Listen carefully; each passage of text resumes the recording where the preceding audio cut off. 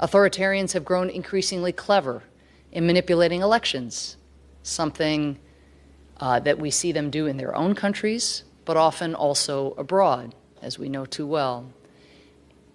In the 2020s, that's where we are right now, most elections are not stolen by flagrantly stuffing ballot boxes or throwing opponents in jail.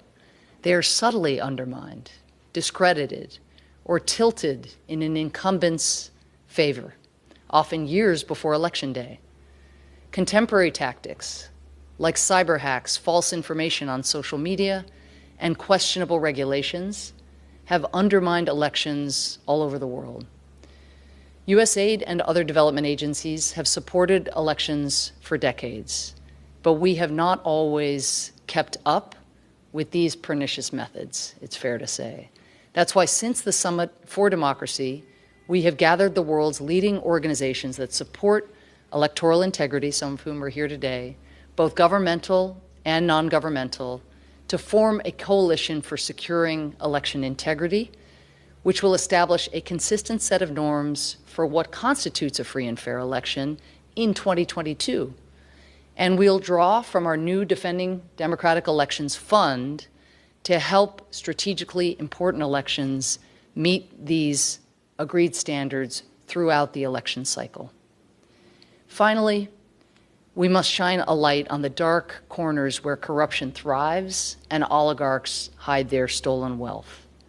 Traditionally, the fight against corruption has occurred within borders, supporting the institutions and reformers fighting for transparency and accountability. But sophisticated corruption operations now, of course, increasingly cross borders. They seek out weaknesses in the global financial and regulatory systems to launder wealth and hide ill-gotten gains. This new reality requires USAID to transform its anti-corruption work, to be savvier, and to be less siloed by country. We are building coalitions of reformers across borders, sectors, and ideologies. Nowhere is this more critical than in connecting investigative journalists across countries and regions to follow the flow of illicit assets. In the past, this work focused on training these journalists in investigatory techniques, in gathering evidence, in fact-checking to support their investigations within a country. Again, that work is still absolutely mission critical, but it isn't sufficient. So we have launched regional initiatives, allowing journalists to work together across borders, to piece together vast corruption scandals that span the globe, as we saw in the Panama and Pandora Papers. And in carrying out that work, today investigative journalists have as much to fear from lawsuits across jurisdictions as they arguably do from police or the oligarchs themselves. Last fall, we announced the creation of an insurance fund for investigative journalists. It's now called Reporters Mutual. What we've learned through an actuarial study since the launch is that things are even worse than we suspected.